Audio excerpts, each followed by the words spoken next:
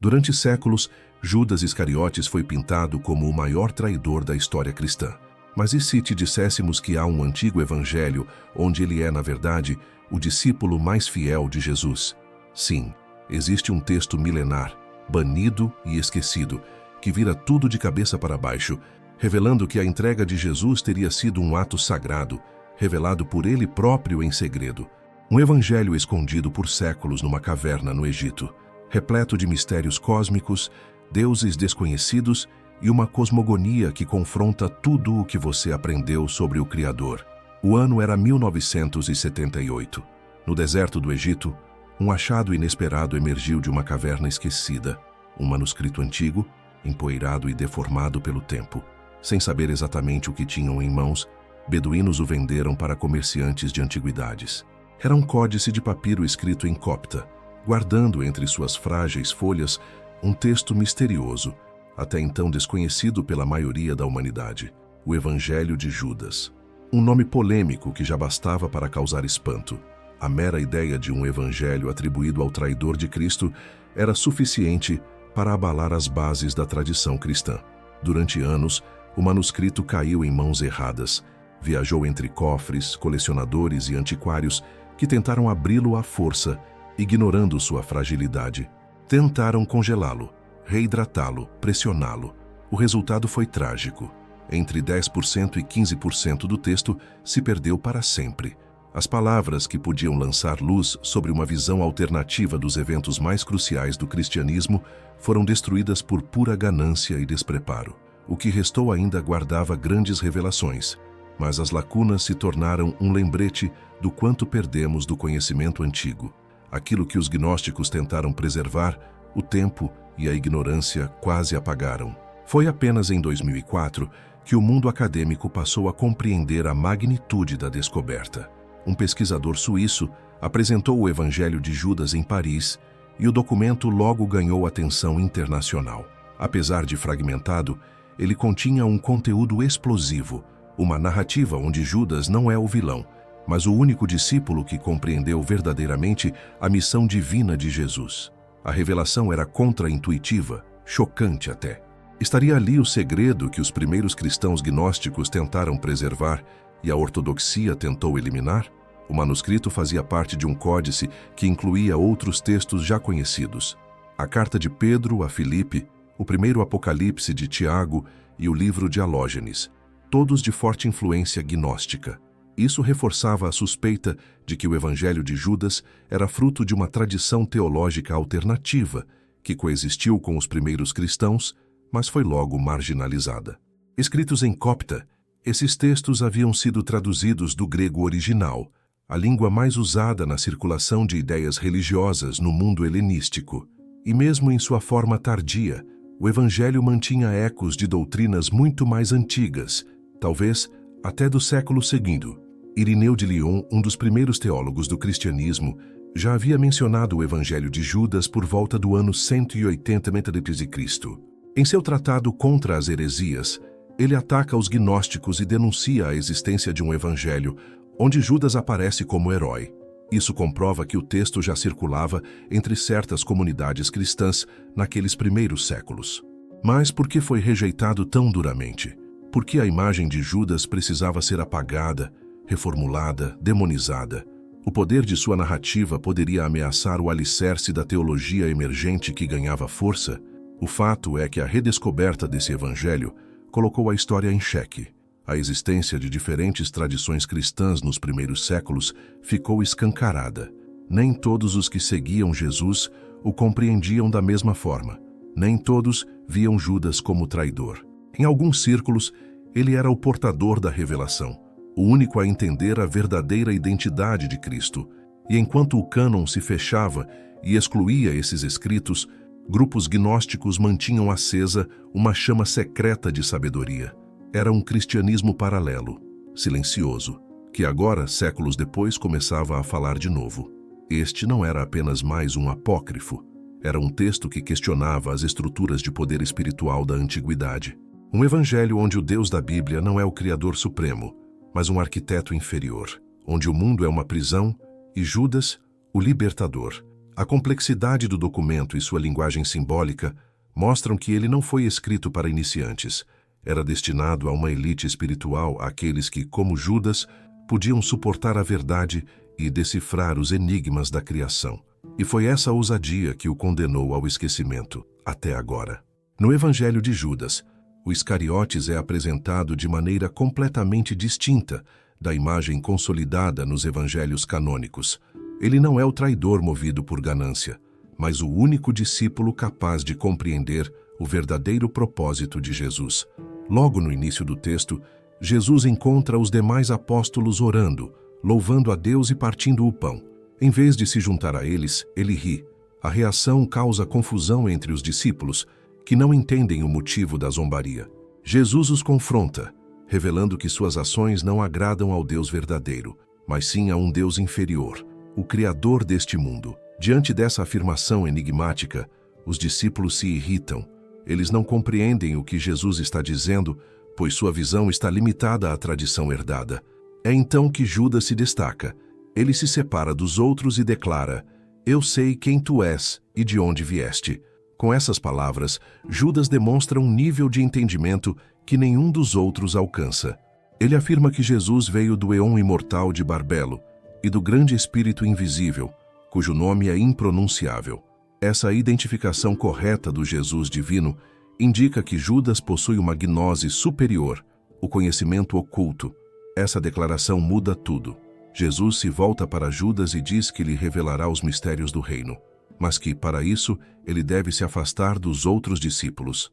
É nesse ponto que o Evangelho de Judas rompe com a tradição comum. Judas não apenas entende quem é Jesus, mas também recebe dele ensinamentos que não são compartilhados com os demais.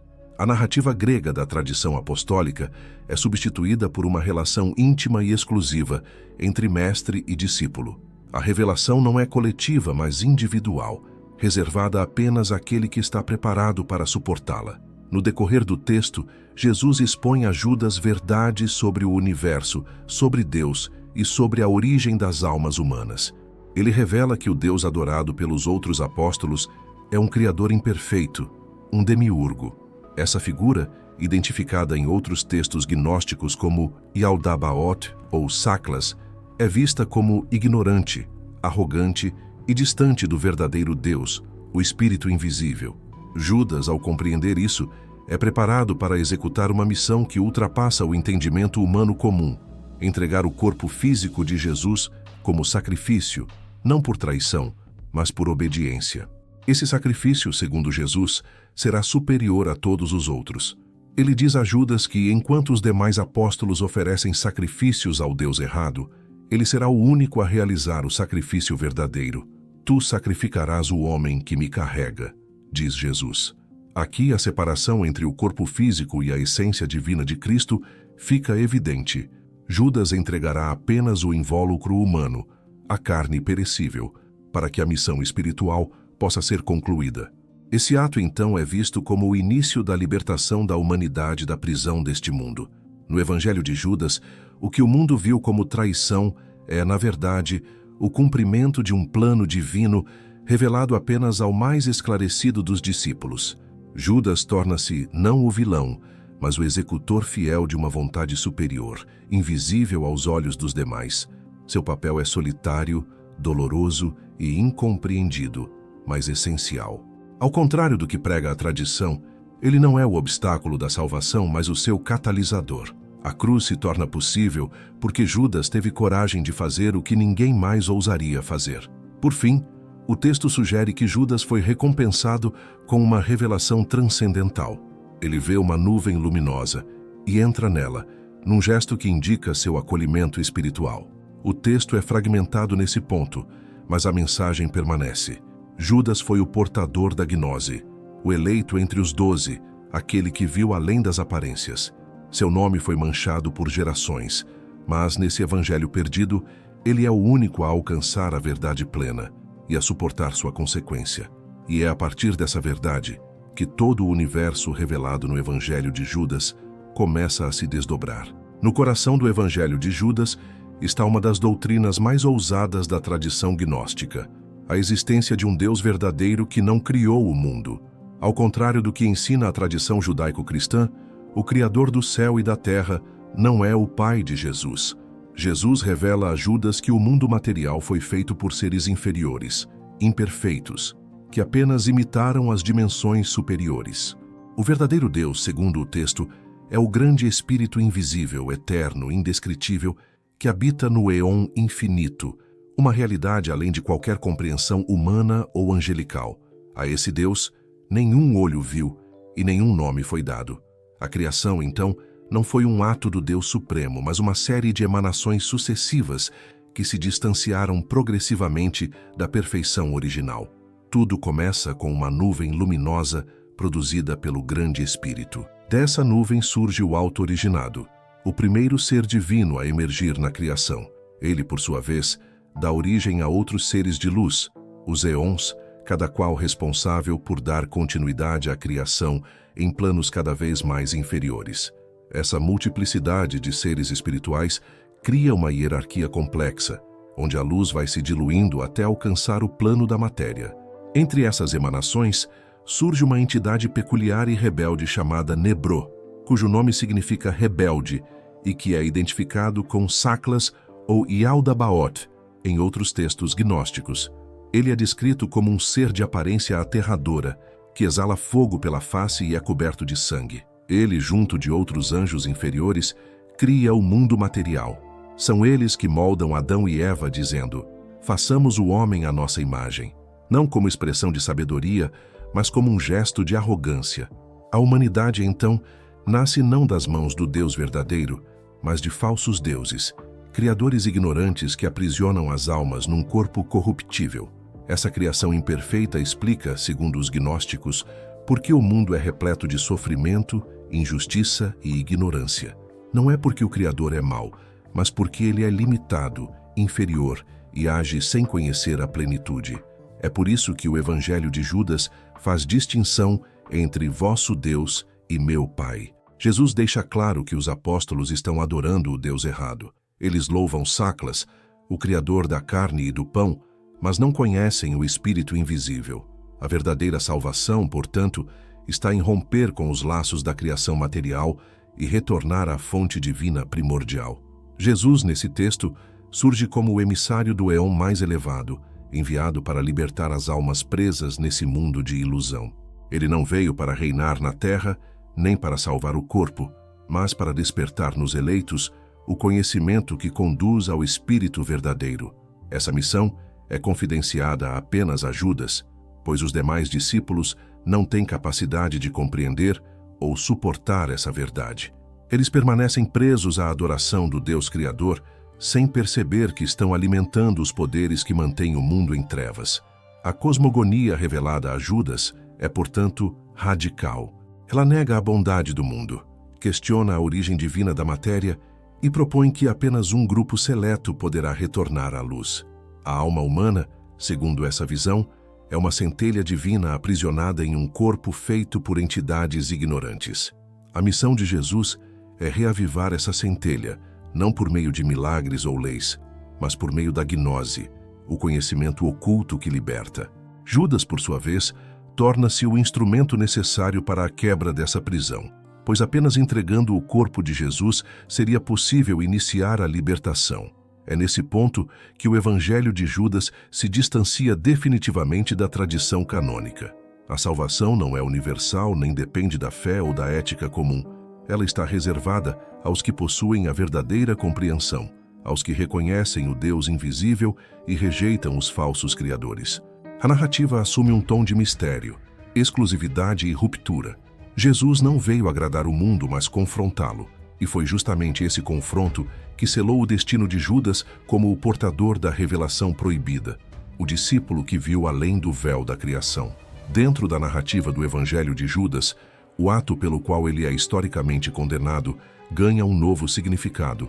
A entrega de Jesus aos sacerdotes não é retratada como traição, mas como um sacrifício consciente e necessário.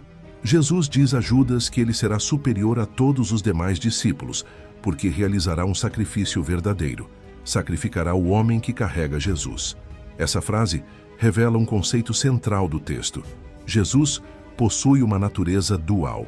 Seu corpo é apenas um invólucro passageiro.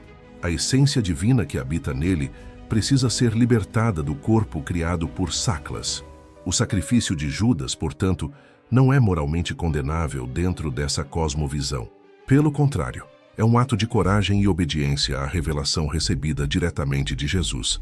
É Judas quem compreende que, ao entregar o corpo de Jesus à morte, ele não está destruindo a missão, mas permitindo sua realização plena. Os outros discípulos, apegados à visão do Deus Criador, não entendem essa distinção.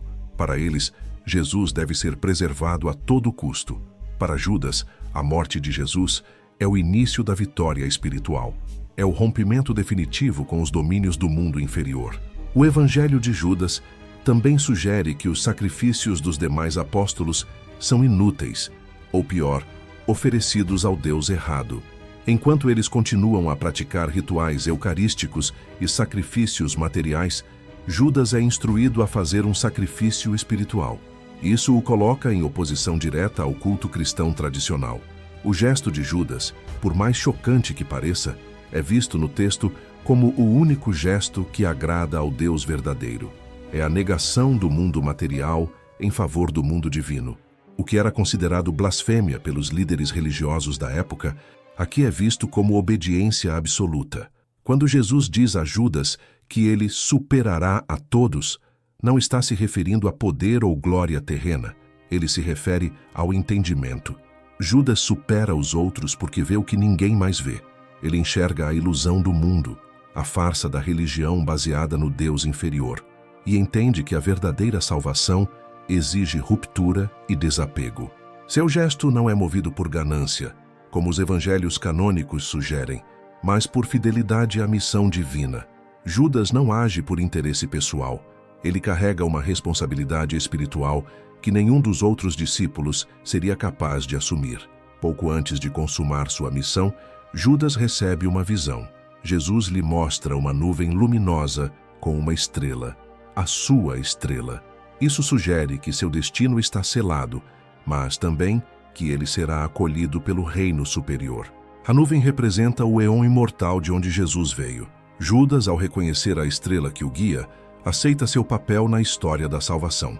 Esse momento é descrito de maneira poética e simbólica, revelando que Judas não caminha para a perdição, mas para o cumprimento de um desígnio superior. Ele é o traidor aos olhos do mundo, mas o fiel aos olhos do céu. Após esse momento de revelação, o texto indica que Judas se afasta e vai procurar os sacerdotes. Ele faz o que foi designado a fazer. Mas o texto não narra a cena como traição dramática ou carregada de culpa, como nos evangelhos tradicionais. É uma ação quase litúrgica, como se cumprisse um rito pré-estabelecido. A ausência de emoção e julgamento reforça a ideia de que esse era o caminho necessário. Judas não hesita, não vacila. Ele entende o peso do que está fazendo e faz porque sabe que sem sua ação a libertação não aconteceria. É o início do fim e também o começo de tudo. Essa missão secreta de Judas, revelada somente a ele, transforma completamente a forma como lemos a paixão de Cristo. O traidor se torna o elo entre o divino e o humano. Ele age na sombra, carrega o peso do desprezo de todos, mas guarda dentro de si a certeza da revelação. É uma figura trágica, mas também mística.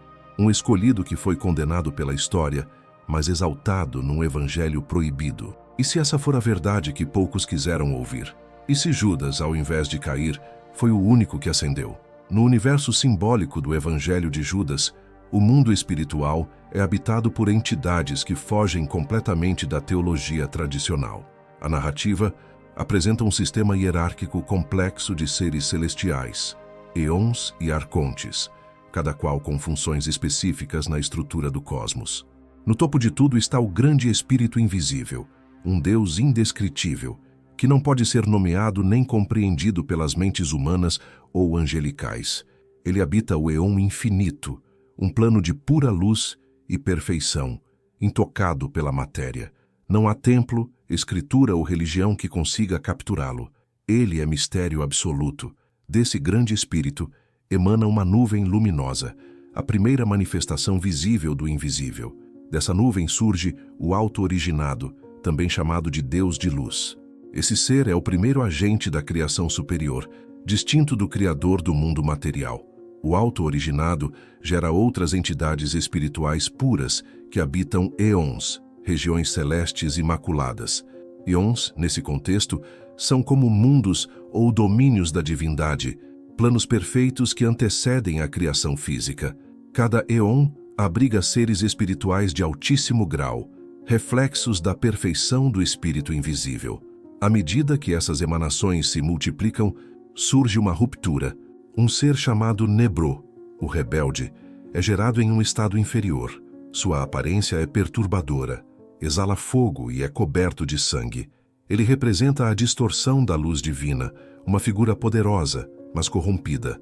É associado a Saklas e Yaldabaoth, em outros textos gnósticos, nomes usados para definir o demiurgo, o falso Deus criador.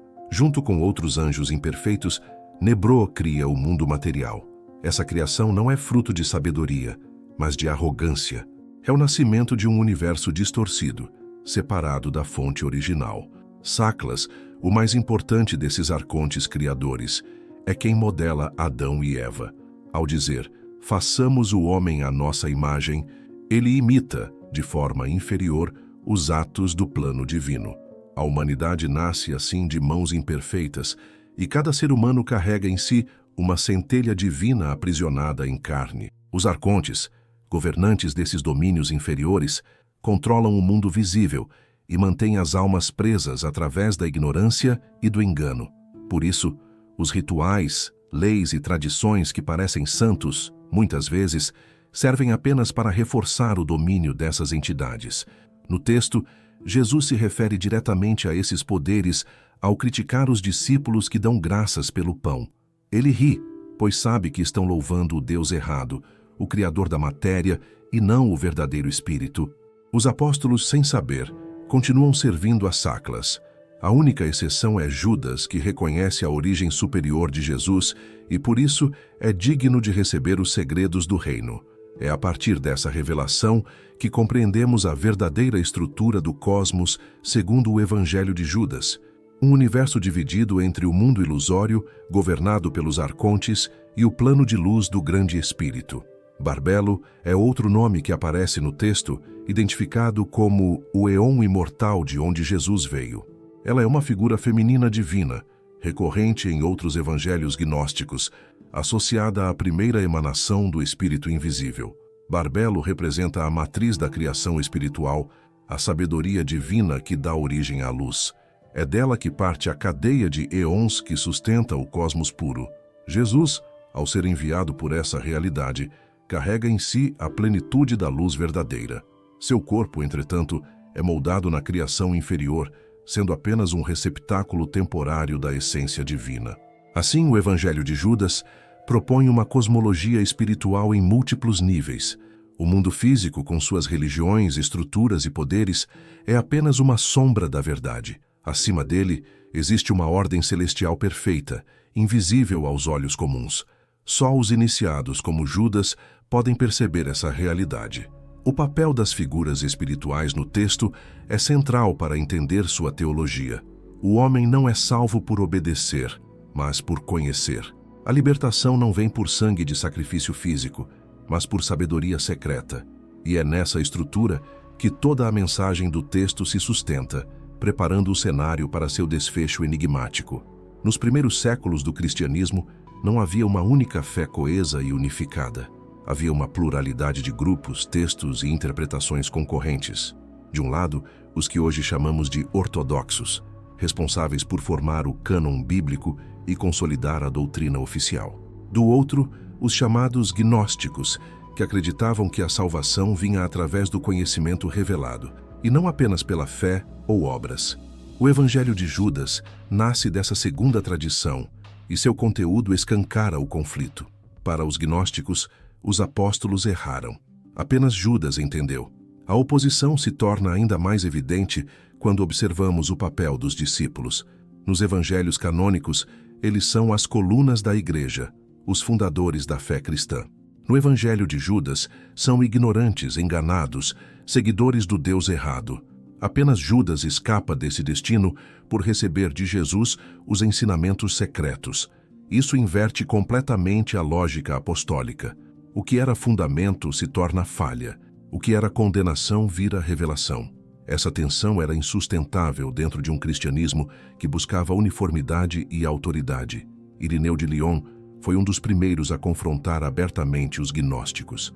Em seu livro Contra as Heresias, ele denuncia os que distorcem os ensinamentos de Cristo, citando diretamente um evangelho onde Judas é exaltado. Esse registro é valioso porque confirma a circulação do texto já no século II, além de revelar o incômodo que ele causava.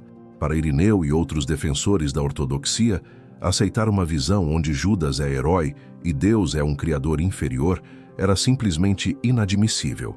Isso não era apenas heresia teológica, era uma ameaça à estrutura emergente da Igreja. O Evangelho de Judas não foi o único texto gnóstico a ser rejeitado.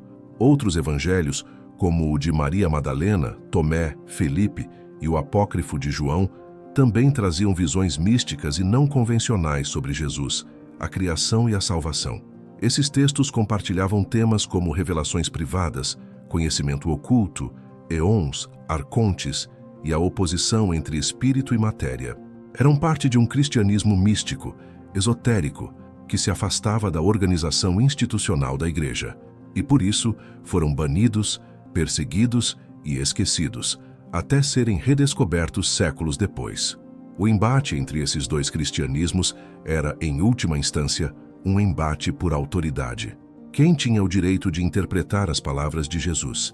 Os que diziam tê-lo ouvido publicamente ou os que afirmavam ter recebido dele revelações secretas? A resposta da ortodoxia foi clara: apenas os apóstolos canônicos. E como Judas não só rompeu com o grupo, mas também o traiu, foi rebaixado ao papel de vilão absoluto. Era necessário silenciar qualquer texto que dissesse o contrário. E assim, o Evangelho de Judas foi enterrado, literalmente, no deserto. A figura de Judas, então, se torna o ponto central desse conflito. No cristianismo tradicional, ele é a sombra que destaca a luz de Jesus. Mas no gnóstico, ele é o canal da luz escondida. Enquanto um grupo o amaldiçoa, o outro o venera. Essa dualidade mostra que a história da fé cristã é mais complexa do que parece. Por trás da Bíblia que conhecemos, existiu uma batalha silenciosa de ideias, manuscritos e crenças. E os vencidos dessa batalha tiveram seus livros queimados, suas doutrinas apagadas e seus nomes difamados. Judas foi um desses derrotados.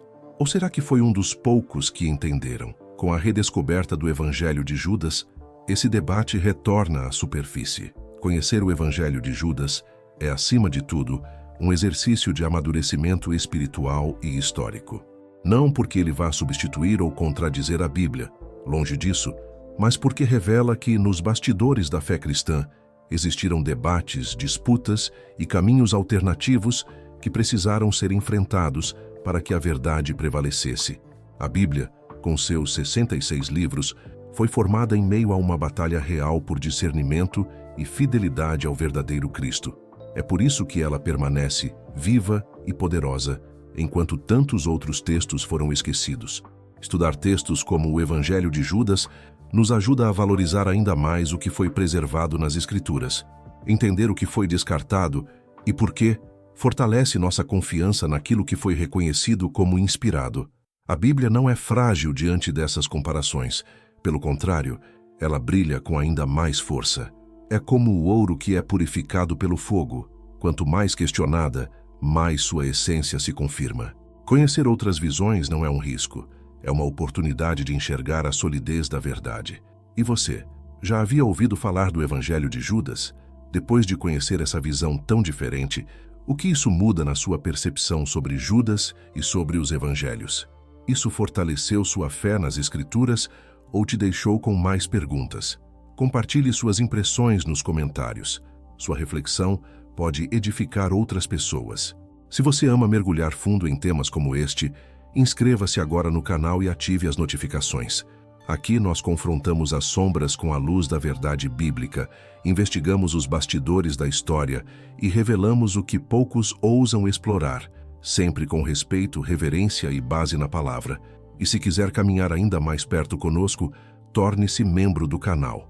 Assim você apoia esse trabalho e tem acesso a conteúdos especiais, materiais exclusivos e bastidores de pesquisa. Que sua sede por conhecimento te leve cada vez mais perto da verdadeira sabedoria, aquela que vem do alto.